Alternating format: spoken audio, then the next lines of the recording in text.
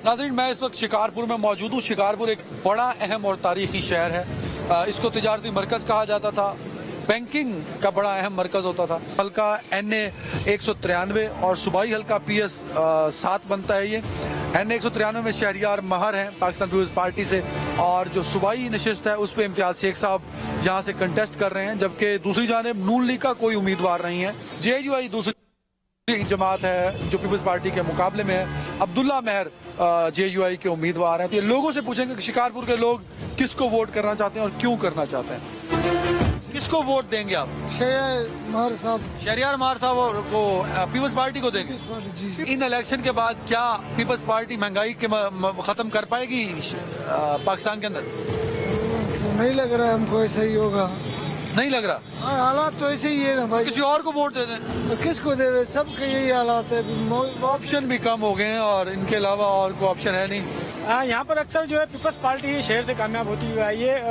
जो है शिकारपुर में कौमी असम्बली के 2 हल्के हैं और सूबाई असम्बली की 3 नशस्तें हैं, जिसमें जो है 2018 के जो इलेक्शन हुए थे उसमें कौमी असम्बली से जो है यहाँ से आबिद खान भाई कामयाब हुए थे, और जो PS 199 था पहले लखी गुलाम शाह, उधर से घोष बख्श महर कामयाब हुए थे। अब वो हाल ही में जो है घोष बख्श महर और शेजा खान महर ने पीपल्स पार्टी में शमूलियत तैयार की है, तो यहाँ से 190। आप समझ रहे हैं कि पीपल्स पार्टी स्ट्रॉन्ग जमात है। JUI का भी एक वोट बैंक, बिल्कुल JUI का स्ट्रॉन्ग वोट है, और जो है यहाँ पर वो अक्सर मुकाबले में रही है। इससे जो लेकिन जीतने की कैपेसिटी में हाँ नहीं, तकरीबन करीब आके हार जाती है। जागीरदार ऑलरेडी खा गए इनको, तो वोट भी तो वही लेते हैं। वोट तो वो कोई बंदा अल्टरनेट नहीं है ना पीपल्स पार्टी को।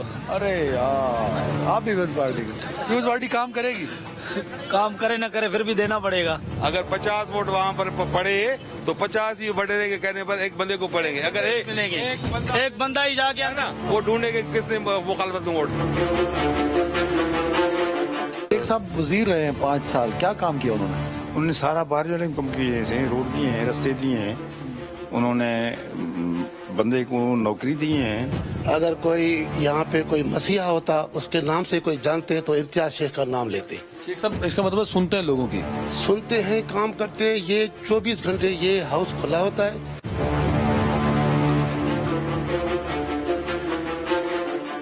कौन से ऐसे काम हैं जो इस मर्तबा अगर आपकी हुकूमत बनेगी सिंध में तो आप लोगों के लिए करेंगे अपने हल्के में?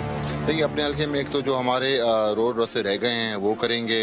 एक अंडरपास है, ओवरहेड ब्रिज है, वो अभी नया हल्का हमारे एरिया में लगा है, उस पर करवाएंगे।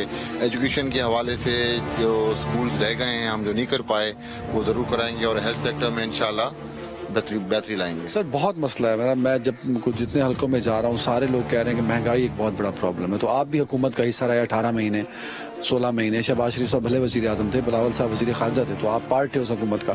तो जो उस 16 महीनों में महंगाई हुई उसका कैसे आप वोटर को सेटिस्फाई करेंगे? देखिए जी, एक तो ये वर्ल्ड वाइड फिनोमेना था। पेट्रोल डीजल आपका जब बढ़ जाता है, ऑयल प्राइस बढ़ती है, तो इफेक्ट पूरी चीज़ों पे आता है। वही चीज़ें बढ़ी हैं तो उसमें महंगाई हुई है।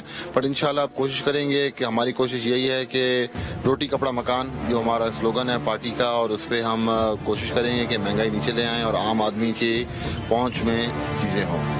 सिंध कितना आसान है पीपल्स पार्टी के लिए? क्योंकि लोग कहते हैं कि 2018 वाली सिचुएशन नहीं है, क्योंकि मुस्लिम लीग फंक्शनल है, GDA है, MQM है, नून लीग भी MQM के साथ सीट एडजस्टमेंट कर रही है। तो आपको लगता है कि सिंध 2024 मुश्किल सा इलेक्शन है पीपल्स पार्टी के लिए? देखिए, इलेक्शन कभी आसान नहीं होती है, हमेशा मुश्किल होती है। फेवरेबल तो होता है ना, जो बट हमने नहीं जी, हमारे लिए बिल्कुल फेवरेबल है, क्योंकि हम लोगों में रहे हैं और हम लोगों के बीच में हैं। और इंशाल्लाह ये दूसरी जो कुव्वतें हैं, जो पॉलिटिकल जमातें हैं, पहले भी थी अब भी हैं, मगर पाकिस्तान पीपल्स पार्टी हमेशा इनसे आगे निकल जाती है जब मुकाबला होता है। और इस दफ़ा भी आप देखेंगे अवाम की ताकत से, लोगों की प्यार मोहब्बत में हम बहुत आगे निकलेंगे।